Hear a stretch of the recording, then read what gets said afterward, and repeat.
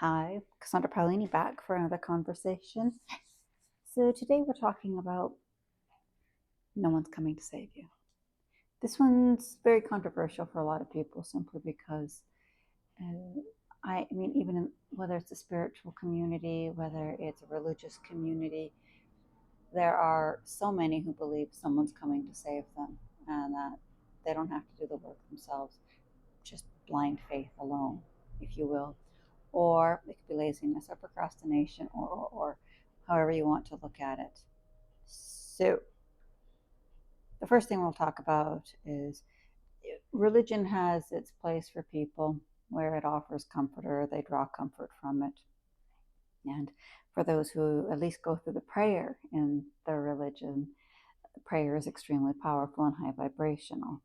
So I support that. When we think about, for example, Christ who died on the cross for cleanse the world of everyone's sins, and we were reborn all anew again to start over. And there are those waiting for the second coming and thinking that he is truly, hence why they refer to him as their Lord and Savior, and that he is the Savior of humanity, is the Savior of people, he's the Savior if you believe in that Christianity. And that's literally how it is, because every religion has their own belief system that, providing that you believe their particular sect of the religion, then you're saved. But if you believe someone else's religion, then you're not saved. Anyway, the whole thing is religion is created specifically for control. It had no other purpose other than control. And so when you want to give away your power, when you don't want to take responsibility for anything, and quite frankly, in a lot of ways, if you want to continue to be a victim, then by all means, wait for someone else to save you. There are, and we're talking about in the big scheme of things, in your spiritual development, in your life as a whole, for why it is your purpose. Very, very different. If you're um, if you're in an environmental disaster and you can't do anything, you're stuck where you are and you have to wait for rescuers, you wait for someone to come save you. A little different situation. Our lives are not meant to be like that. We are meant to be our own saviors. And the whole idea of someone's coming to save you or someone's going to change. So, for example, good examples right now go with the community, where a lot are talking about the financial collapse of the system, the where everyone now will no longer have to be indebted to the financial system, where everyone will be taken care of financially. And so it doesn't matter how you're living now or how you get by, because everything's coming to change, that you'll be rescued financially. That's another one. When you, we'll do this one as well. For those who think that, for example, nuclear war could never happen on this planet because there are other things in control and or watching or governing or protecting. And well, there's a lot of truth in this, but that's a different conversation. That no one has to do anything because it simply won't be allowed to happen. That's that's a bit like saying, and we're going to use this as an example, it's a bit like saying, I'm going to have sex, unprotected sex, and I'll never get pregnant from that or never impregnate someone with that, and I'll never get an STD. I'll be perfectly fine. Everything's okay. And yet you do it willy-nilly. Yeah, life doesn't really work like that. So when we need to think about who is our savior, who is our rescue, who is coming to save us, you. You are coming to save you. That is what your job is actually to do. You are meant to, and yes, in some cases it can be faith. So, for example, I do my things. I do something. We do have to be proactive, and it does involve some work. Well, I have to tell you. But if we're looking, for example, at a spiritual path, there are things that we're supposed to be doing. One is, how do we improve the 3D world that we're actually living in right now? How do we improve the matrix and or this construct of where we are right now? And what can we do to make the betterment of it, especially if we're not exiting it? Those are actionable steps that you have to take, and that others, hopefully communities, other people, governments, that will all take action within that to make a better world to live in, to make a more sustainable world to live in, to respect Mother Earth, to respect our food and food supplies, to respect one another, and to live in a clean environment. All these things are actionable that we can take onto ourselves to have cleaner, better living. And I just like to think of it a bit more. We need to go back about 100 years and start remembering, keeping modern conveniences. Yeah, it's like, but we want to be able to live more in community. We want to be able to grow our own food. We want, these sort of things. This is taking responsibility for saving yourself. And so when you have things like disasters or food shortages or issues in whatever's coming, that you actually can take care of yourself. You don't need to rely on anyone else. And that's why it's great to grow your own food, why it's great to then be independent in these aspects. When it comes to finances, well, one would hope the financial system will collapse, but should these things not happen in this particular matrix, if we talk about heading off into the world as a multiverse, there's a lot of dimensions that go on multiverses, a lot of different timelines. And so it's true, you can shift between timelines. It's a different conversation. However, if we're looking at where we are right now in this particular one, even if there is a financial collapse, there are still systems set in place here to control the money, to control the riches, to control whatever wealth is here, to control the minerals, to control, you get the idea. There's a lot of systems here set into that type of control. And so long as you are as a part of this particular matrix, this particular program, then it becomes your financial responsibility, should you not wish to be indebted in whatever forms that takes, then you have to be responsible for that. Same thing happens for your soul journey. Same thing happens for your spiritual journey. Same thing happens for you and your energy. You are responsible for that. So if you are waiting for someone else to come save you, if you are waiting for someone else to do the work, if you are waiting for someone else to tell you what to do, you've given away your power. And what happens is you continue to be in the exact same program that we've all been, it feels like, trapped in, but that we've all chosen to come back again and again and again in until today. We now have this amazing opportunity, but we must have courage, stand in our power, and take our power back, and remember who and what we are. We are not this program. We are not this construct. Reality is an illusion. And that we can change this, even if you want to say manipulate it, with our conscious thoughts, with our conscious being, and what it is that we can truly dream into being. We can consciously create a different world that we live in. So, energy practices are a great part of this. Meditation, raising your frequency, detoxifying, eating healthier, eating cleaner, getting yourself back into nature, getting yourself where you do whatever work it is you have to do. Shadow work is a part of that, yes. Any traumas that you've experienced, getting the physical, the mental, the emotional, all into a positive place where you have been on your healing journey. And I wish I could say you were healed, poof, magic, but we seem to, I don't know, I want to say self-sabotage, or we seem to be so deeply embedded in the program that we forget that we are healed and that it's only our mind that keeps us where we're at. So now we have to do the work to get out of that. How do you want to live? What is the vision that you hold for yourself, your future, the life that you dream of, your health, your finances, the love in your life, everything? How do you see the world? How do you see, in fact, the spirituality? How do you see the community? How do you see the community of God is what I really want to say here. And God is whatever form it is that you see. Well, you can call it Prime Creator. You can call it the Great Spirit. I love this one from the Shaman's opening, and you who are known by 1,000 names and still yet to be a nameable one.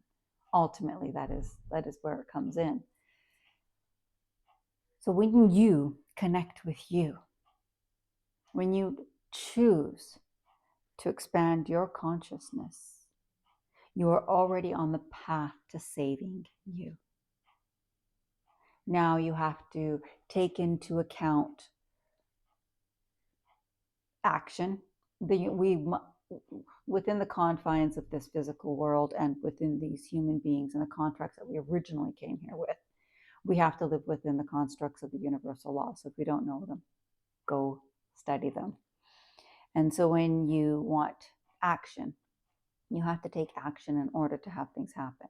Why, we'd like to just sit and meditate and let everything come to us. And in some cases it does work. Ask and you shall receive, and it happens like that. And I know this from experience. But in most cases in this world, we have to take the opportunity to say to ourselves, all right, I'm going to take action. These steps lead to the path that I want to be on. These steps, this point of action, leads to my cause and effect. Now, also because my energy is going in that direction and I have focus, now this is where the vibration comes into the law of attraction. So as we're working within this, we have taken the responsibility to heal, to be more positive, to learn to love ourselves, to be at peace, to find, releasing stress and anxiety, releasing fear, to be grateful, to live in gratitude, and to live with compassion, understanding. It doesn't mean that you have so much compassion that you allow it to destroy you, but that you can have compassion for everyone and everything, most importantly, understanding. We have respect for everyone's journey. And then you just allow everything to sort of just come into its place. So now you're like, okay, well, I'm better connected now. I'm more in tune with me, with my body, with energy, with the world, with my God source, with my I am presence. And I'm on the path already to saving me. I'm doing what I need to for my physical health. I'm doing what I need to for my physical well-being.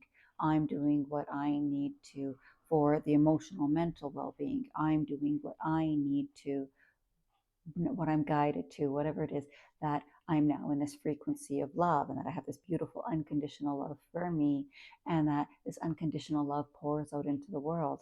I'm doing what I need to truly be that beacon of light, to be the embodiment of light, to becoming that light, so that I can anchor that light and share that light and emanate light. So that way my entire world becomes part of that. Now, this is also one of those, when we talk about the law of attraction, if you have two frequencies that don't match one another, they can't join. And so it is your job to raise your frequency, so that way it is at this nice high level, this pure level in the frequency of love and above. And that way, things that are below it, they just don't join with you. They can't.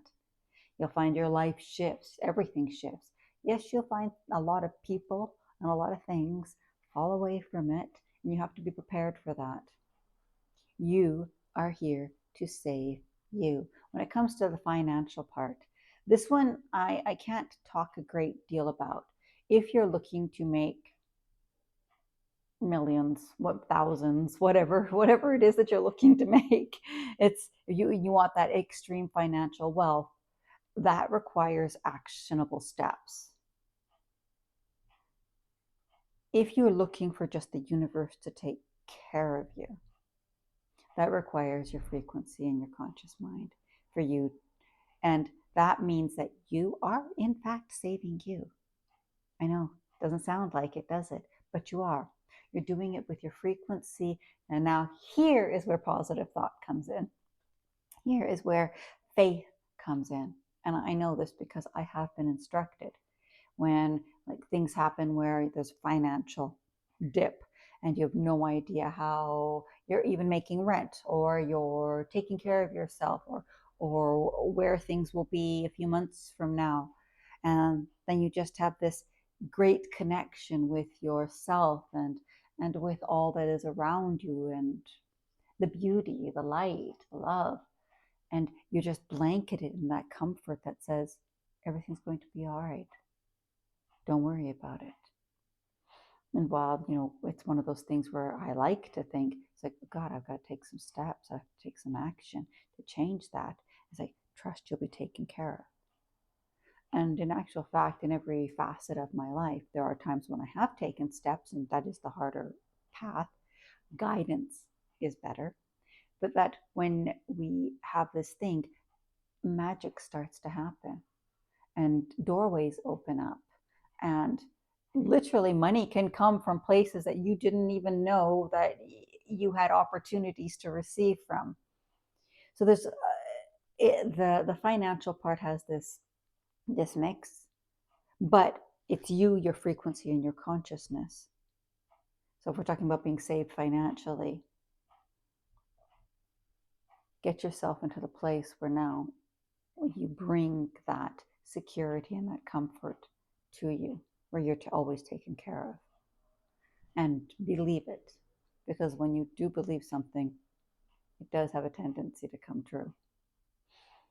Now, when we are back to, let's go, crazy things going on in this world, and we want to just touch base on that one quickly, and that is, should something happen, because we're seeing what's going on in the world today, and that's the direction it's going.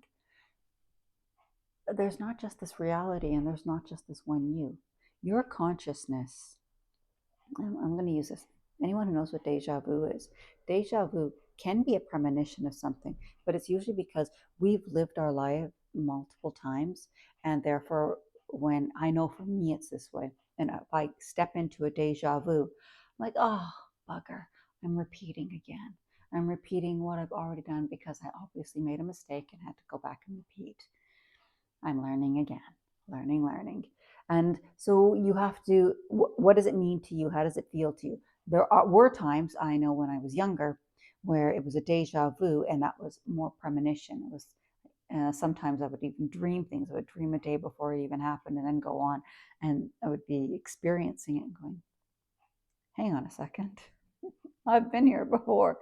And then in that case, sometimes things can change in it because it was a premonition, and only some things match up, some things don't.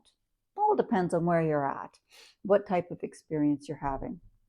But because you have all of these possibilities, you have the opportunity then to level out with a different version of yourself, a different timeline of yourself, a different fold in this multiverse, where you could be living multiple yous.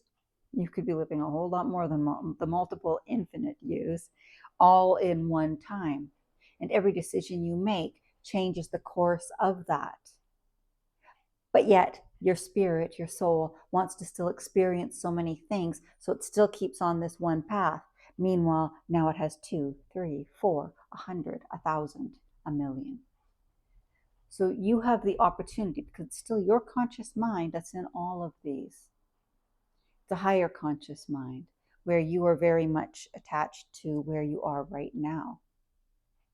So you have the opportunity to expand and rise into a different version. You can do that on the fall. You can do that on the rise. You can do that with expansion. You can do that with contraction. Where is the energy? Where are you? Where is your consciousness? Because there is a particular, this will also lead us to something big, way bigger in a different conversation. But ultimately, this particular matrix, which has a very specific construct and energy source, and those who are ultimately controlling it, will continue until its demise, and the demise of all those with it. You don't want to be on that one. You want to be on the path that takes you and shifts you into a different reality, where you're living a different reality. And many of these things will be very subtle, where it's just an improvement on the world. And that improvement can mean you have that one which is going in the direction that it's going, and you don't want to be on that one. And then you have the one where, in actual fact, there are some improvements. It doesn't have to be drastic, there's just some improvements. And then you can still, with working on yourself, and this helps because the more of us who work on this, our whole reality, our whole world is a conscious creation. And because we do have mass consciousness within the human mind and with each other, with all of humanity, where we focus is what we create, and it's how we create the world that we're around. That's all. Also leads us to a whole other area of conversations. I'm going to have to come back, watch this, and take notes so I can discuss all those with you. And I'll give you an example that it has a lot to do with, for example, our Earth, what we think our Earth is, what we think our universe is, what we think our world is. So when we turn around and we take ourselves, it's like, okay, well, I'm choosing this frequency, I'm choosing this particular path for myself. Hopefully, I'm bringing along everyone I love on it. But if I'm not, I have to be prepared that I can still go into that one, because that's going to be the better experience for you. It's also going to be ultimately what your soul is asking for, and definitely what your spirit is asking for. We are here to transcend the time and space of this program. We're here to step back into our power and to save ourselves. And we'll stop there. Thank you so much for joining us. We have so many more conversations